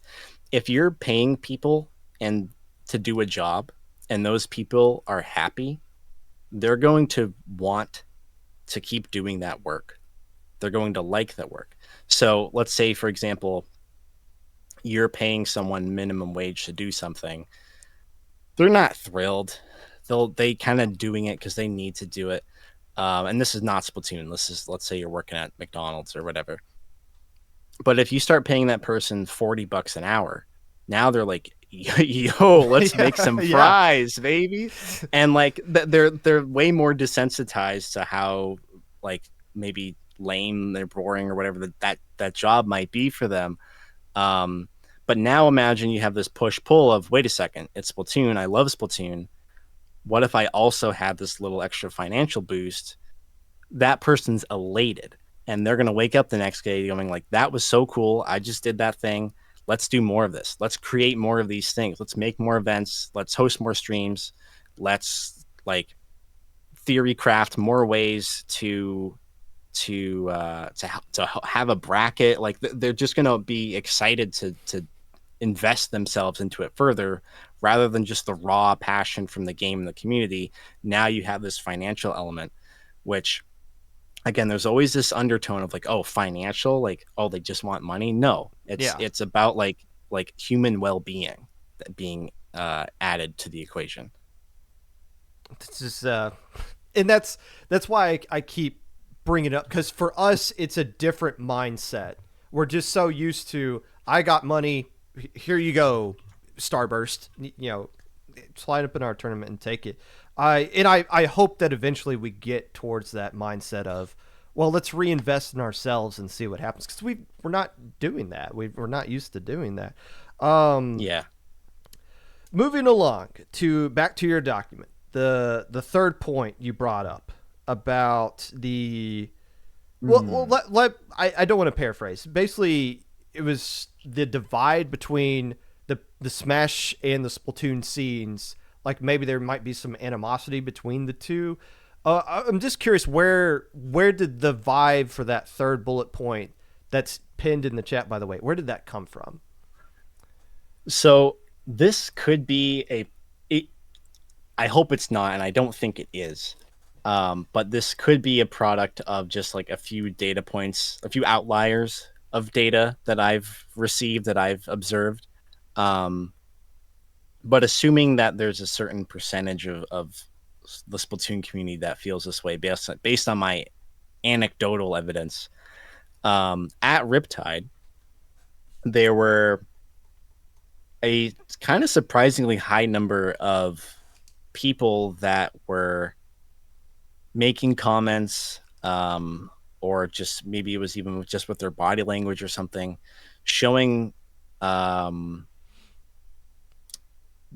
I call it, this sounds extreme, so I'm trying to like take the word that I'm going to use and then tone it down by like 10, but like a slight disgust with the Smash community and its player base. And that was really surprising.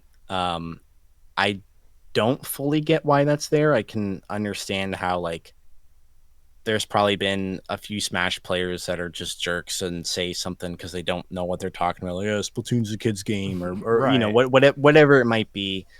And I think that then creates, circling back to the whole like, let's create a problem on Twitter about it. That then creates a storyline that builds and builds and builds, and then you have a perception of Smash players, and they all hate Splatoon. They all think it's a kid's game. It's just taking up space at their tournament. However, it might be spun. And maybe I'm extra biased against that because I'm like, Splatoon's awesome. Like, I want this at every LAN. I want, as a Smash player, I want to see this as much as I can. Um, and I'm on that extreme end of it. But on average, I really don't think Smash is anything against Splatoon, and so it makes me sad that Splatoon, maybe not always, but sometimes has something against Smash, probably because they were thinking that Smash kind of like threw the first stone. Um, and so I just, as much as I'm able to, I want to course correct that story that like maybe one person said something, but I don't think Smash perceives Splatoon in a negative way at all. Again, it's kind of like this uncle role or like older brother, it Yeah. feels a little bit more like that to me. And I think I could probably speak for different people that I know. I think that's how they might feel about it, even if they don't quite know the game. Because there's a lot of Smash players that don't really know what's going on. They just see like an inkling and like woo me, like that's, they don't know what's happening. But they just see a room full of people having a good time. They're like, yeah, that's awesome. And then I forget who, of multiple people have said it, but the idea of one of those Smash players being curious, just walking into the room and watching for a bit, and then maybe being extroverted enough to strike up a conversation, be like, what is this game? I've like seen it for a while. I don't really know what it is. I've been scared to spend $60 on it just to like try it out. Can you like tell me about it? And then you might end up with a competitive Splatoon player in a year. So I just want to try to settle and reduce any animosity to hopefully create some more connections with people, two players from different communities. From my experience interacting with the two scenes, that's why that stood out to me because I felt like, I mean, yeah, there's obviously outliers. There's a-holes everywhere. Yes. But it seemed like both communities were. Well, let's be clear. Smash doesn't need us. Splatoon needs Smash. There's not going to be a Splatoon at Riptide if Smash isn't there. That's just straight up how it is. Yeah. But you go back to the Squid House thing that took place back in 2020. That seemed to be a huge positive connection between the two sides. You see a lot of the community leaders in the Smash side that will just walk through. You mentioned Smash players will sometimes come through. It's not uncommon to see TK Breezy breeze through the Splatoon side and actually not just the first time I saw TK Breezy come through, I thought he was just like, okay, let's just make sure you guys aren't screwing up this event for all of us. No, like they're genuinely interested and what's going on there, and is approachable. And you do get some. I don't know if this happened at Riptide, but last Riptide there was a Smash team that played in Splatoon, and it's hilarious because they didn't bring headphones because they didn't know, so they just they just didn't.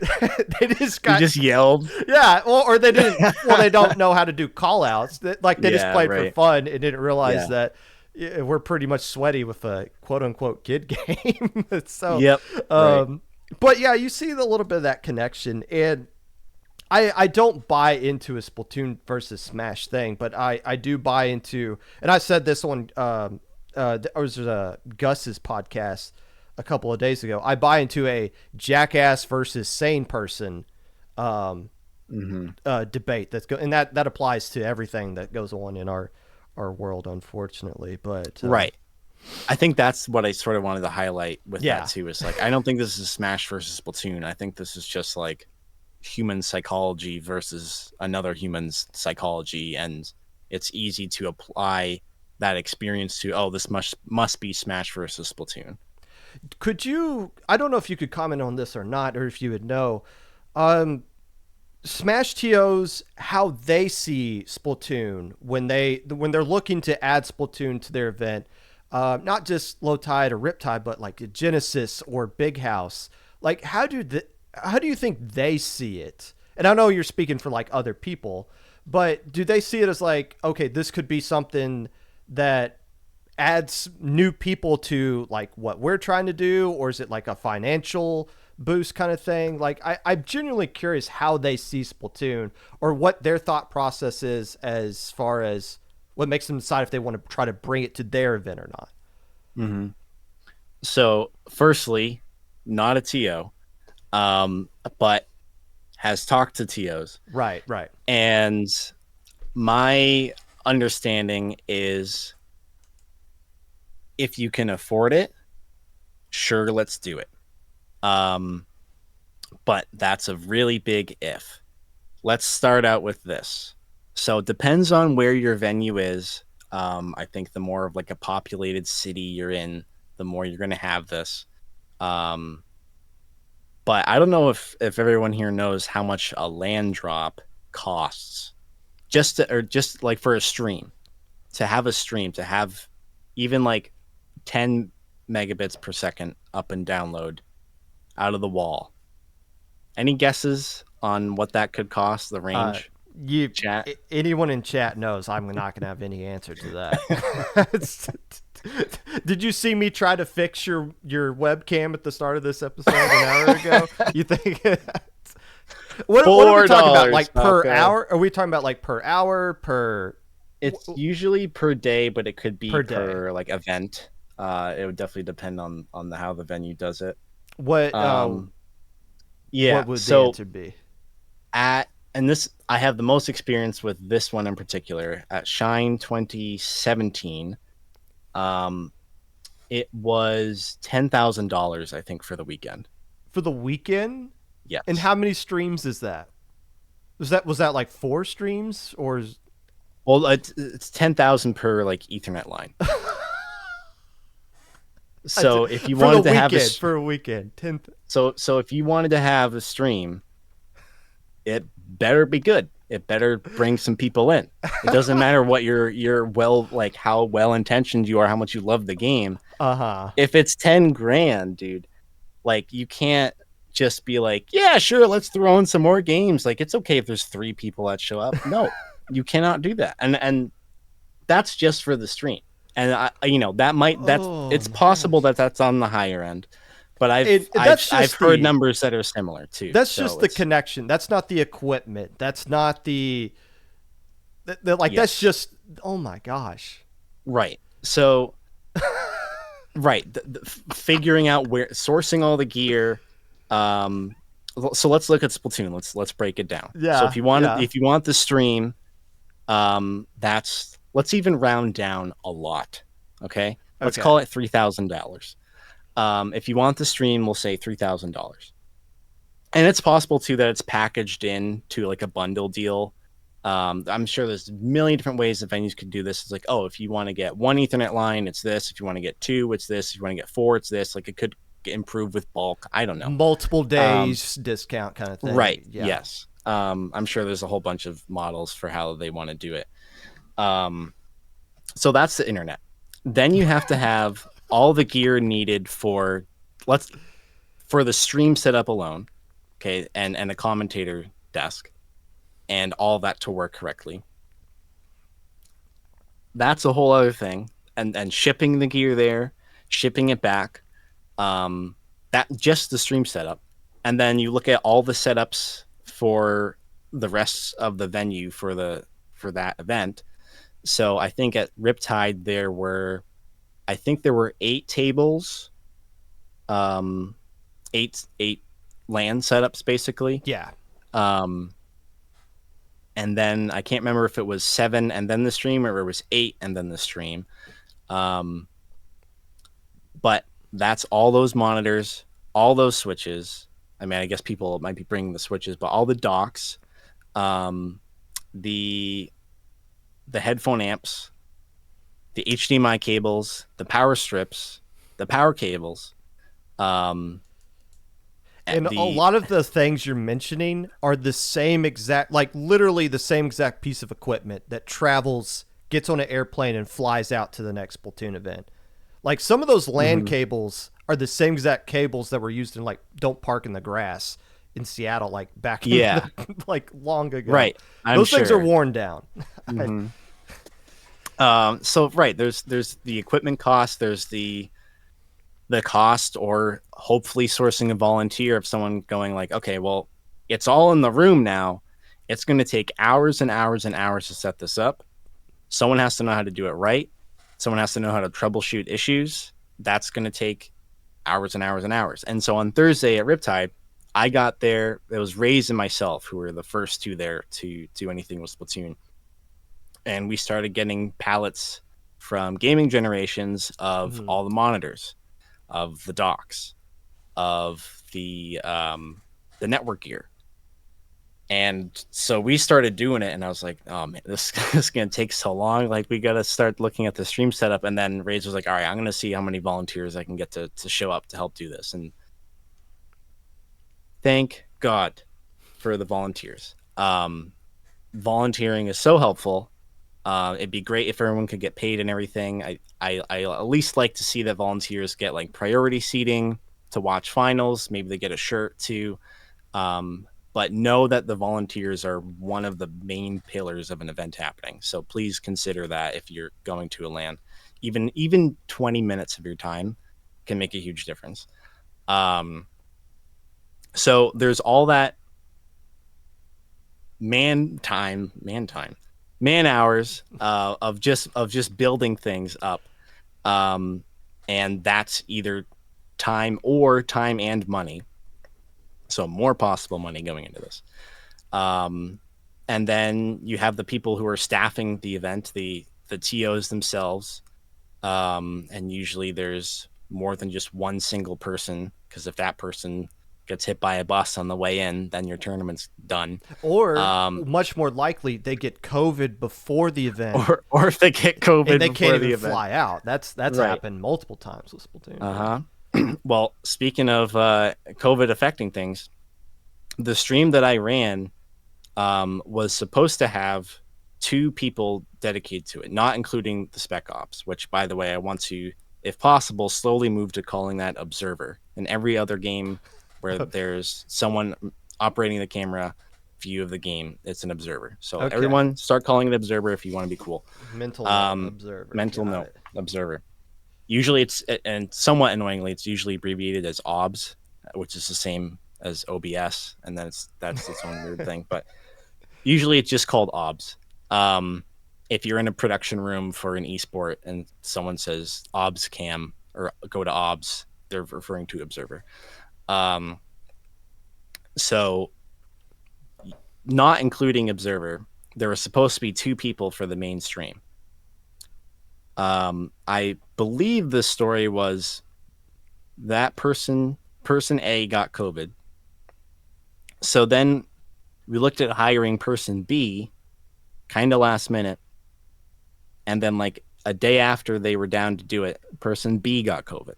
and it's like a few days before the event.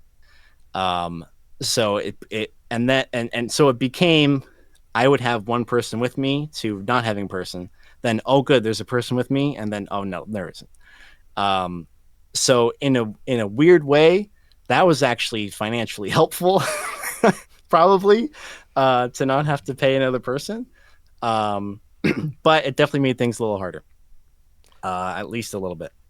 Um, and Devin from level one was hoping to be more dedicated to the setup, but he also did all of the programming for the overlays used for the entire event and had to put out a lot of fires for that the whole weekend. So a lot of it was just me running that stream by myself. And then if I needed to get up to get food or something, it was usually Toasty. And then sometimes Devin subbed in for a little bit. I think JPEG might have one point for me to like use the bathroom. But it's tough when things are strained, because you can't just be like, oh, well, let's just find someone else last minute and just give them double the rate. So they say yes. It's like, well, okay, well, someone's not eating this weekend or something. Then like, how are we going to do this? So all that stuff, all of that adds up to, it is expensive and difficult to coordinate anything besides the core thing that's going to draw people to a major LAN. Everything else, I don't want to call it excess or, glitter on top, but you have to really be careful, because almost guaranteed you're already losing money on running this event in the first place. So do you want to lose $5,000 or do you want to lose $20,000? And so as soon as there's the idea of a new game, a new stream, it's like, okay, well, it kind of needs to have some really hard minimum requirements for us to even consider doing this. And if it doesn't meet that, are we okay with losing some money? Because maybe this is a multi-year goal of like, okay, our LAN this year is going to lose a little bit of money, we think, but the next one, it might do well enough to warrant actually having a net gain over time. And so I think that's sort of the niche that LTC and Riptide ended up carving out for themselves. And that's why they're the Splatoon LANs, even though they started as Smash tournaments. Don't know how it happened. I don't know all the lore there, but clearly that worked for them. So what would be the return of investment then? Or like you're saying, is it like a long-term goal? Eventually we can build up something like Splatoon or Rivals or Mario Kart or whatever, to where it is like, are you hinting at they are operating in the red? Like Splatoon is I'm not operating hinting in at it. I'm not hinting at anything. I would be shocked to hear that a Smash major makes money that makes it worth running. So like forget Splatoon in general. You're saying like Smash in general. Yeah, that's still a Smash issue thing. Then what's the return of investment then? Why? I'm not saying like money because drives people everything, like but the why game. do it? Oh, because wow. Because people like the game, and I think it is also still the long-term play of, we're not so in the red that we're just, all of our savings are gone instantly. We can never do anything for us for our lives again. But it's in the red enough to go, okay, this is like a business model over multiple years. I mean, I don't know the bookkeeping of Genesis, Right. let's say, but like the first few Genesis events, I'm sure they were at best not very lucrative and more likely lost a good chunk of money. But Genesis has slowly built into being one of, I'd say, the biggest Smash focused FGC event. And that took a while to build. And so if that trend keeps going, maybe it will keep growing into something that is much more lucrative over time. But it's definitely not something that I don't believe that there's a single person of Genesis staff who's like full-time Genesis staff. Right. It's very rare that it's someone's job to be dedicated job to be hosting these events. I got really lucky because I was able to work at Summit, and it was my job for 2 years.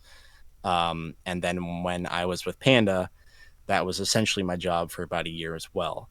I supplemented that with streaming too, but as Panda was growing, it was ramping up more and more into like, this is actually just paying for everything. I can justify streaming being a hobby if I want it to be. Um, and so I was, again, really lucky to be in that position. Um, both of those things are dead now. And so it's a much trickier landscape as well. I feel like Smash is back to where it was financially speaking, probably like 2016 or 2017. So it's taken a few steps back, but I think hopefully it's learned a lot of lessons along the way. And I think if the Splatoon community is smart, it will pay attention to the ups and downs of the Smash community and try to apply that for itself. I'm glad you broke that down because I think for a lot of people from the Splatoon side listening to everything you just said right there was kind of eye opening. Really? It was definitely for me. I mean, Yeah. I've always tried to like explain from what I've seen as like, look, this isn't a cash cow or anything like that, but for the entire event as a whole, that just puts it all into a different perspective for sure. With where things are with that. This has obviously gone on way longer than I was expecting, which is a good thing. That's okay. I got two Yeah. more points that aren't a part of your document. If you still got a little bit more time, that's fine. What do you think of me running upstairs to get some water? Go. Really You quick? can do that. Go right ahead. Here, I'm gonna do you a favor too while you're stalling. You can look at Cat this cam. instead. Yeah. And while we're going with that, just a brief programming note. We're not going to do the weekly recap or Flutie recap today. Sorry. This happened the last time I had Jim from Squid School on, where the things Jim were saying was way more interesting. So it's like, all right, well, let's just let Jim talk and let's just keep this going. So maybe we'll squeeze this into Friday's episode where we're going to do a preview of Super Jump. So if you're here hoping for a Ludi recap or me talk about the pickup team that upset Alliance Rogue in Mode Cup, which might be the biggest upset of the year, considering how you consider Crush Soda versus Starburst at the PAX event. I don't know, but we'll talk about those things at some point. This is just more interesting in my opinion. Also, there's been some highlighted things in chat. Pinky, I know you left like a novel up there. I'll definitely read yours right now. Actually, I just found it. It's very hard to produce enough profit for an org to provide salaries. I've been trying, but we just don't have the reach and viewership that Smash has to do what they do. Our player base is much younger, and therefore,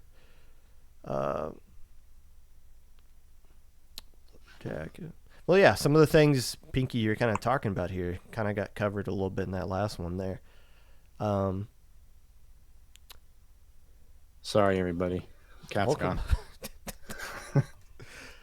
Back to the cat is gone. Back to the Doeboy. Few more things, and then Yeah. I need to wrap it up. And to my wife, who's probably watching this downstairs, I'm sorry I've locked myself in a room for an hour and a half with a screaming baby. He's mine now. You'll have to wrestle me away from JPEG first. Trash talking. So Keo tells Basil to use E-Leader, and Twitter has a meltdown about it for an entire week. Smash talking or trash talking on the Smash side, is that like common? Is there ever been a point to where you saw a TO like step in between somebody like no don't say that, sit down and play kind of thing? Like what? Like how? Like I think it's a new thing for us to see somebody stand up and yell at somebody in a LAN setting. What are your thoughts on that, comparing the two scenes? So, first of all, real quick, it was a new thing for me too, because I think one of the biggest things about that particular moment with Keo was that, and as a producer too, right? So I, not only am I watching the stream, but I'm like analyzing each camera shot to go like, okay, is this a good shot to go to right now? oh look, so and so is like showing their Mewtwo plushie and it's cute. I'm gonna cut to Uh-huh. that. Or so and so is doing a little heart hand thing, or like they're hugging. Like there's just the whole weekend is just positive, positive, positive, cuddly, loving, cozy, loving, hugs, kisses, everything's there. And then grand finals, I couldn't hear what. Keo just stands up and screaming at this brutal face, and I was like, "Oh my god, what's happening?" Um, it'd be like if you're playing Animal Crossing and then like Predator comes out and shoots you. It was such a stark difference. And I didn't know what was said either. I couldn't really tell what words were used. It happened a little too fast. Had a headset on and everything. And But you so wanted to make sure the camera was on as these things were happening. yeah, so I did decide to cut to it because it's like, well, this is the story now. I don't know what's happening exactly, but this is the story. And I was also cognizant of I don't know what's about to happen. If it starts to get worse, I'm like cutting to the commentators or something. Like I don't think it's gonna go there necessarily, but like I'm ready to evacuate if I need to. I'm keeping an eye on it. Yeah. And then I, you know, as that evolved a little bit more, I saw, okay, it actually is just playful. It's just intense. It's playful, but it's very intense. And that's the first like intense thing I've seen, not only all weekend, but maybe like with Splatoon period personally. So that was very new for me. It was very weird to me, weird in the sense of just unusual, bizarre, unexpected, but I didn't have a problem with it. I was just like, that's strange. I will say I don't know if this is true or not. I don't know where I read it, saw it. That Keo didn't like, or Basil and Keo weren't like friends previously. So I that to me, in my personal sense of like what is normal, I find that a little bit odd because I can't imagine screaming at someone I don't know unless it was for a bit or I'm actually angry. Um, but everyone's different, and I to the core of your question here, that is very common in the FGC, at least. Smash is sort of this extension. It's like a close cousin kind of the FGC, so you certainly see it in Smash, but in like Street Fighter, or you know what fighting game of your choice, that stuff happens. I'd say kind of commonly even, um, and it's not necessarily BM. It's not necessarily frowned upon. Even it's actually considered like more exciting. There's a lot of people who view that as like this is just a good story now. It excites things, and I think I'm not in the mind of the player who does that. I'm much more quiet and reserved generally. But I think for the person who does that, that's them expressing excitement. That's them creating their own story, basically, and making things more flamboyant, essentially. So it's not necessarily out of ill will, but it can be very confusing if you don't know that headspace, you don't know what's going on. And there's certainly times too in the FGC where like it was real salt. Things may have escalated more than people would have liked. I don't know if anyone like threw hands necessarily, but it was like not well received. But I'd say most of the time in the FGC it is well received. In Smash, it's less common, but again, I'd say it's relatively well received. So I think has this ever happened in Splatoon? Anything even similar? It's I Falco and I were commentating Top Cut at Big House last year, and Keo and the team Keo was playing against were both chirping at each other, but would always hug each other afterwards. They knew each other, but at the time, me and Falco we're commentating that it's happening right next to us. We're like, oh shit, is what's going on here? Is this okay? But I mean, it's just certain individuals who are a little bit more use that kind of energy. And quite honestly, if there are more teams, there's a lot more chirping that it's not always standing up and saying something to the opponent's face. But I don't know if you've listened to the off stream. You probably didn't get a chance to listen to the off stream sets that were going on. They're always saying something to the other team, like subconsciously, like, oh, these guys are trash. Oh, we're so much better than these guys. Let's go. I'm better is the one thing they're always screaming. And it's there's been little nudges here and there that rub people the wrong. And it's more intense offset stream because your opponent's not across from you. You make eye contact with them just by looking up. So it's more personal, but it's never been.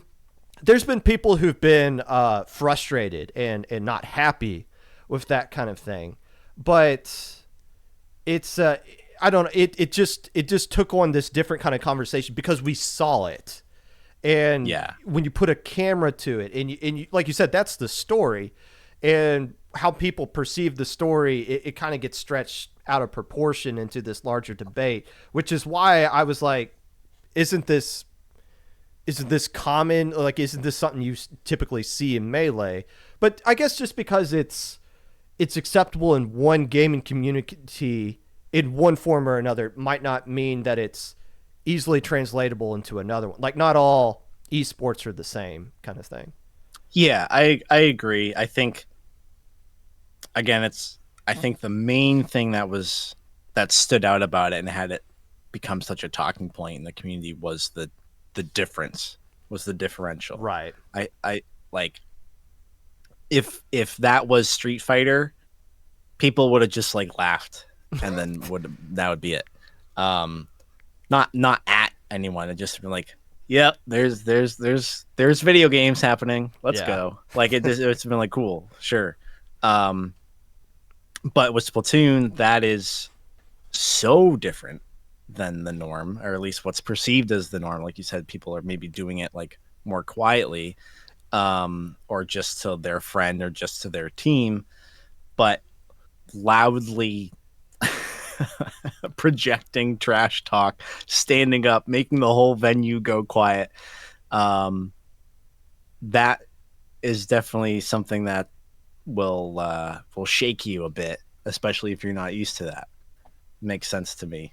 I don't know. I don't know if I can have a take on how that should go in the Splatoon community, but I think Kyo just needs to be cognizant of that, and if Kyo wants to keep doing it, then cool. Or anyone who wants to do it. And the rest of the community needs to know that, like, even if you don't love it, it's not actual like anger being projected. It's just something you don't quite understand. The thing I said was everybody's responsible for their own actions. So however you project yourself and however the person responds, like, each party is responsible for how they respond in that kind of situation. So have you ever seen a TO like step in and be like, hey, no, sit down, ring it back a little bit? I'm trying to think if I have. I feel like maybe that might happen at like a local. I don't know if that would happen like at a stream setup. I can't think of a TO needing to get involved because of salt, other than maybe at a local setting. But that's my experience. I think for Smash, I want to say that each region probably has one or two salt lords that everyone knows that they're a salt lord, and they're going to throw their controller. They're going to scream at the end of a set. And that's the way these players can be really good sometimes too. So they might be on stream a lot. But I think, as long as their behavior is kind of reduced and kept to a certain limit, then it sort of is what it is. If it ever gets too far, they ever like yell a slur at someone, they're out. If they ever hit someone, certainly they're out. So I think those angrier players will skirt the line of what they're allowed to do. Maybe, I don't know. Fortunately, I'm not the angry player. I've never thrown a controller. I did drop a controller recently and it's scuffed, and I'm really sad about it. But yeah, so I don't know that headspace very well. But I think if I was at TOing at an event and I saw something escalating, I would not immediately run to go put the fire out. I'd keep an eye on it, maybe talk to people after, like, hey, is everything cool? Is there anything I should know about? Um, so I think in our case with Kyo, everything's cool. A little confusing maybe, but we're good. Welcome to competitive Splatoon. Yeah, look, there was a when I played competitively, I banned my team from streaming our VC because we were jerks to our. Yep. I mean, it's online and the opponent can't hear you, and I think some Yeah. people they can't disassociate that. They think they're in their private Discord VC. And like, oh wait, no, everybody Yeah. can hear this kind of thing. One more thing, and I've kind of thought about this for a long time now. Um, I'm wondering if Melee, like how much longer Melee really has, because if you're a teenager today, you're gonna play the game that's coming out with you. Like you and I are way more excited, I'm assuming, about Thousand Year Door being remade than a teenager today that's like, oh, what? Why are you guys freaking out so much about that game? Right. It's 20 Yep. years old. Melee doesn't have like a Spargo, does it? Like It is does. it does? Like, do you feel like there's a lot more people that are getting into Melee, like picking it up for the first time that didn't grow up with it and can keep that scene going forward? Or do you like I'm genuinely curious if it's still going to be a big thing 10 years from now. I think it will. I think it's an interesting case where most likely the game will never die. And I say never, maybe in 200 years. I don't know. But I think it's going to be one of these. I feel like Nine has knows words. I don't. Nine, you probably have a good word for this. It's something that is going to last a long time compared to other things. And the reason being is that let's take that example you just used of little Billy, who is finding out that there's video game tournaments. You can compete in a tournament for your favorite game. And little Billy goes, oh, I have a Switch and I have Super Smash Brothers Ultimate. I bet they have tournaments for that. They do. Nice. Go on ahead and get involved with that. That's awesome. We're all proud of little Billy. But then little Billy goes, why is the netcode ass? I can't play with my friend. Wait, this other game has netcode that isn't ass that somebody made and I can play it on my computer? Oh, well, I'll play that game. Let's try that out. And then that goes well. And then they find out, oh, there's locals for this game too? Problem solved. I'll play this game instead. And my hands don't hurt because I'm not old yet. So that's not an issue that I'm going to run into. You'll run into that 10 years from now or 15 years from now, little Billy. So start doing those hand stretches. But at that time, there's no reason not to, unless I think that's the other factor is, are all of your friends playing Ultimate? Are all of your friends playing Splatoon? Are they all playing Melee? You're going to kind of gravitate towards, most likely anyways, towards what's around you and what people around you are doing. I got technically, in a way, I got involved with Melee when it came out. I had any interest in it because my older brother had interest in it, and he was playing Marth, and I had played Smash 64 a little bit, and I was Samus in that game, and I was like, oh, Samus is in this game too, cool. And my brother wanted to try to get good, which I'd never even heard of in a video game before. I was whatever age. I was like, wait, you can be like good at a game, like in a game like this? I thought it was just like, what? I thought video games are like for fun. It didn't compute until Melee. And then I was like, oh man, and like my brother's constantly destroying me all summer, and then I like kind of slowly figured things out a little. But if that had been some other game, I would have been playing that other game. So I think it depends on your individual community, what people you cross paths with and what their interests are, what you happen to see from some, I don't know, some clip comes up on Twitter or TikTok and that looks cool and it happens to be Melee or it happens to be Ultimate. Those little things are going to pull you in different directions. And sometimes, like, I've always played, I think since Smash 4 came out, I've always kept up playing Melee, but I was going to tournaments for Smash 4 and then subsequently Ultimate. But I've never stopped playing Melee. There's something definitely unique about it. And I think unless there's a world where Nintendo really taps into that, which I think they've gotten closer and closer. Technically, like Smash 4 was a step above Brawl in most ways, not all. What was it? Ultimate was a step up above Smash 4 in most ways, not all. I'm not trying to have arguments about this. I'm sure most people will agree. There's someone who's going to get upset that I talked about Smash 4 being more competitive than Brawl, but in general, that was the consensus. That's the case. I do miss Dash Attack, canceled up Smash. Everyone, calm down. But I think unless they do a real sequel to Melee, Melee is going to stick around because it's kind of its own game. It's kind of its own thing that there's a huge overlap with other Smash games, but at the same time, there's nothing else like it currently. So it's always has its niche that's going to be carved out. Fair enough. We're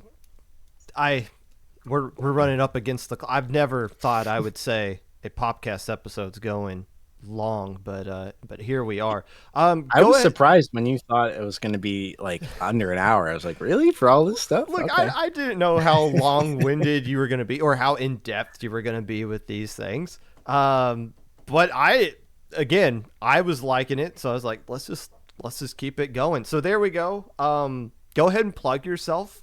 What are you up to now? Riptide's over. Did I see you're playing through the Oracle games now? Yeah. Yep. So on Tuesday, so I've in the last year I've been really trying to merge my production skills with my own stream, and I have a thing going called Crunkus Crew, which is with my old Melee doubles partner from college, who's also my best friend. Not a coincidence, probably.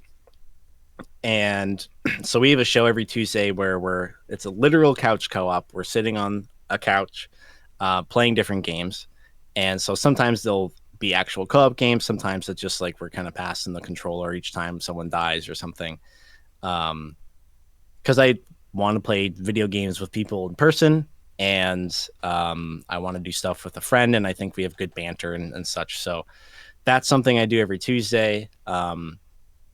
And otherwise, it's just kind of a medley of different games I have interest in. For my stream, it's definitely Smash. Splatoon for a while, and then I kind of trickled out, but Riptide has cranked it back up. And actually, as soon as I'm out of here, I'm going to stream Splatoon for a few hours tonight. And I don't know if you got any Yu-Gi-Oh fans, but Yu-Gi-Oh was the first thing I did competitively. I was actually really sick at it. Oh my gosh. If at some point when I go back to my parents' house, I had the dual disc. I had the dual disc. Can I buy it from you? Straight up? Dude, I'll just give it to you, honestly. Let me pay you. What? Dude, so how much is that? It's not like it's in great condition. I did the little function nonstop. That's all I did. How much would a thing like that go for? I think it's I want to say people are so there's two different versions. There's like a curvier one, I don't know, like a sharper looking one, and there's like the OG more like segmented polygonal looking one. I don't remember which one's more, but I think they're like $100 now because there weren't that many made, and Yu-Gi-Oh got kind of bigger than it expected to, so it's like a rare treat. So I've wanted to do I have a Bandit Keith cosplay that I do sometimes. And so I have like the USA bandana, I got the sunglasses, I'll get like the stubble for it and everything. Yeah. But I don't have the dual disc.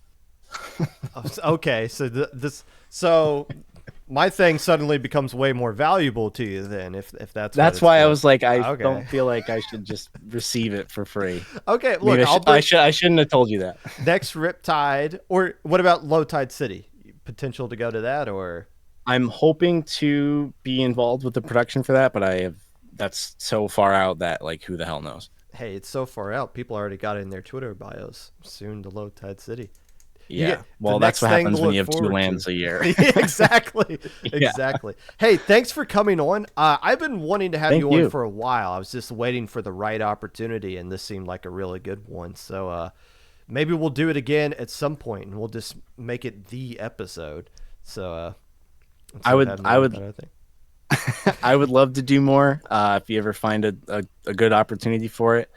I never pictured being a guest on here, but I've always thought it's awesome that there is something like this for the Splatoon community. So I'm glad that you're running that ship, and that someone is running the ship. I'm glad that it's you. You seem like a really good fit for it. I think you have a good like temperament and head.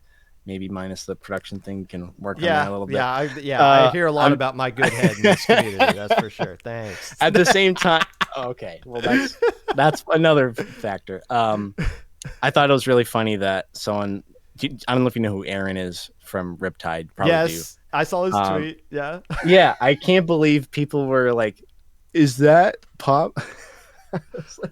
Okay, God. so just because they have facial hair and they're white and bald, that's the only similarity. there's do you know who Sindao is? The main person does Sindao, Inc. Top level. I don't know the person, EU but player. I know their product. Yeah, when you think of bald white Splatoon people, it's usually me and him that, and it's an unfair. It's Okay. unfair that he gets compared with me, and it's even worse that the head of the entire event is being compared to me, just because of our hair impaired situations that we got going on. Hair impaired. Hold on. Let's get out of here before this gets worse. Thank you again. Thank you so much. Take care. And See that ya. was Doeboy. Wow, that was good.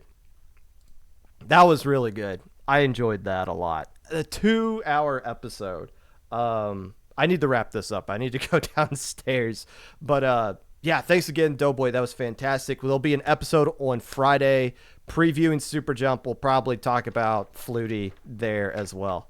If you'd like to be a part of the Popcast anyway, feel free to reach out at my socials, YouTube 25 Popgun, Twitter at Mr_Popgun, Twitch Popgun25, Discord at just straight up Popgun.